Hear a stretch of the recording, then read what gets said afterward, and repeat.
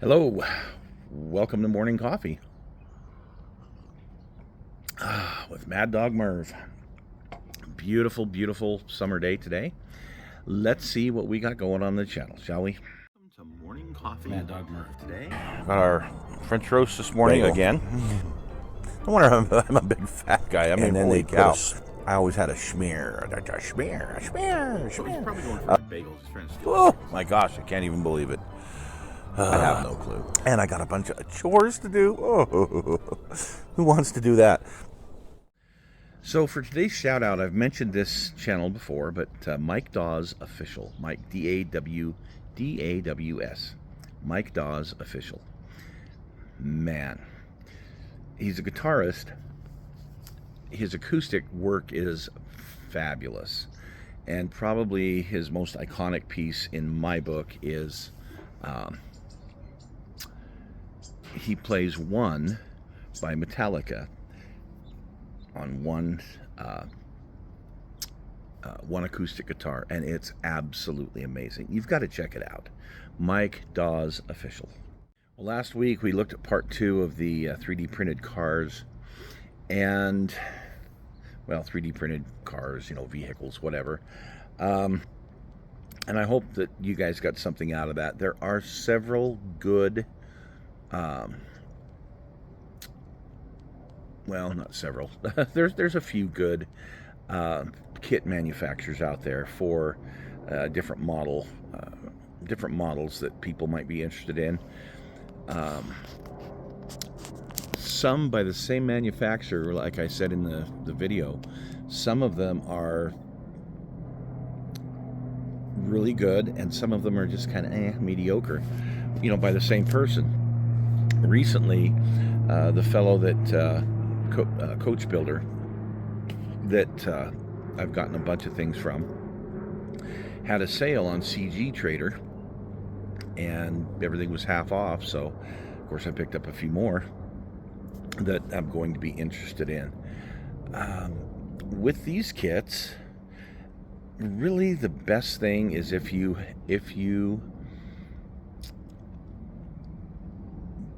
build regular, plastic model kits, and you use some of the parts from the 3D and some of the parts from the plastic kit.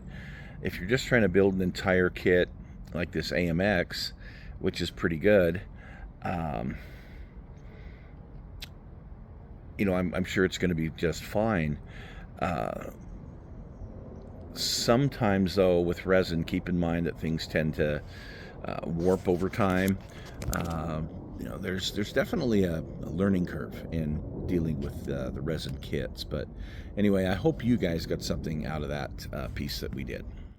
For the kit hoarder stash, what did we? Oh, we looked at the van, the Coke van, and yeah, like I had said, the body style from the mid to late 70s of the Ford, I just didn't like. I didn't like that beak, I called it, on the front. A lot of people did, and it just wasn't something that appealed to me. I liked the previous body style that just had the flat front, and boy, I wish. I'm sure I could find one in an STL file if I look really hard. But I haven't seen one just kind of readily available yet. This particular kit, the thing that's frustrating is you've got this big, beautiful interior. I mean, it's empty, and you can customize the heck out of it. But to do that, you got to open up the doors so that people can see inside. Geez, and I don't mind doing it, but it's a lot of work. It's a lot of work. So, yeah, that's kind of a bummer, which puts that project a little bit further down the line, because there's other projects that I don't have to do as much work to. But yes, someday I'd like to make a nice custom van out of that. But the Coca-Cola decals are going to be great for a lot of different projects. I've got that vending machine that came with that, but I can also resin cast that and make more. I mean, man, there's so much so much to do with that. And for what I picked it up for, I got it off Marketplace for 15 bucks. Now I wouldn't pay the 35 or 40 that it is, retail. No way. You can get the kit itself without the Coke decals and that off eBay for a fairly decent deal. So, yeah. Anyway, I hope you guys got something out of that. This week on the Kit Hoarder Stash, well, we've got something. I just don't know what, because I've got a bunch of things to look at and review that have come my way in the last little bit. So we will have a Kit Hoarder Stash. Like I said, I don't know what it's going to be just yet. No main show this week because it's the off week, which I need. Stupid flies out here. There's so much to do. So many different shows that I can put together. It's just a matter of, the time to do it. So I'm glad I moved to this every other week format kind of thing. So this week was a great week for modeling for me. I spent some time with the grandkids going through Halloween costumes that they may want, because, well, we're getting close to that time. We're getting close to Halloween season, and in looking kind of online at what they might want to do and what they might want to be, so that was a fun thing to do. But it got me thinking. I've got lots of pictures from over the years of the kids and grandkids in some of their Halloween outfits, and so with the technology, I thought, well, what the heck? I'm gonna do some 3D printing. So I did. Here's one of them. This is Finley a year ago when he was Rubble, from Paw Patrol. But I've got one of my daughters who was a birthday cake one year, which that was an off the hook outfit. I'm looking for one of my daughters went as a toilet. Of all the things, went as a toilet. And I'm trying to find the picture of that thing. I've seen it fairly recently, but I just can't put my foot on where it is. So, trying to come up and print that, because I really do want to have a neat display for Halloween this year. A couple of years ago, I made that big HO scale train board for Halloween. Couple of years ago, I did all those pirates that I had here in the yard. Didn't do a whole lot last year. Did a little bit, but this year I thought I am gonna do a 25th scale Halloween display. So I've got some fun things that I've been working on, some fun things that are in the works, and some fun things I'd like to do. So when we get around to that, it's going to be a fun show. I also printed a few 3D printed car bodies.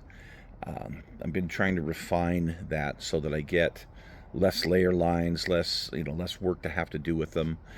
The one thing I need to do is I need to learn how to use Blender, which I have. And for example, on the 68 Mustang, I got to learn how to cut that hood open. I got to learn how to cut that trunk open. And Don Silky, bless his heart, he's a master at this kind of stuff. He's got a background in using these kind of programs, and he does a phenomenal job. And what's wonderful is he offers, if you buy, like for example, the AMX kit from Andre, if you get that, he will send you an upgrade that has some upgraded things that he's done with it. And man, they're nice. He's done upgrades for several of those kits, and I got to tell you, I really appreciate the work that he puts into it. I appreciate the fact that he offers that to those of us who've purchased these kits. So it's really, really nice of him to do. And he does such great work with the rendering of these files. He's put out a couple of tutorials, but it's like Chinese trigonometry to me. I'm really having a hard time figuring out how to do what I need to do in Blender. And other folks that I've talked to, well, they don't do anything near what I'm trying to do. So it's not really going well. But hopefully I can get it figured out before too long, because some of these kits could definitely benefit from an upgrade. All right, you guys, thank you for joining us for morning coffee. Really appreciate it. I hope that you guys are getting something out of the shows that we're putting up. I know that I got away from a lot of the things that I did a few years ago. It's just kind of the nature of my channel. It's the nature of what I do. Is I have my journey and I take you guys along with. And I'm not trying to do certain things, to make more money or get more views or whatever. I just live my world and bring you along with. So that's why sometimes things are a little bit weird and strange and out of order and whatnot. But having a good time doing it, and I really appreciate you guys. I've made some really good friends through the YouTube channel, and it's just been a wonderful experience for me. So, well, guys, have a good week, and we will see you on Thursday for the Kit Hoarder Stash. Bye-bye.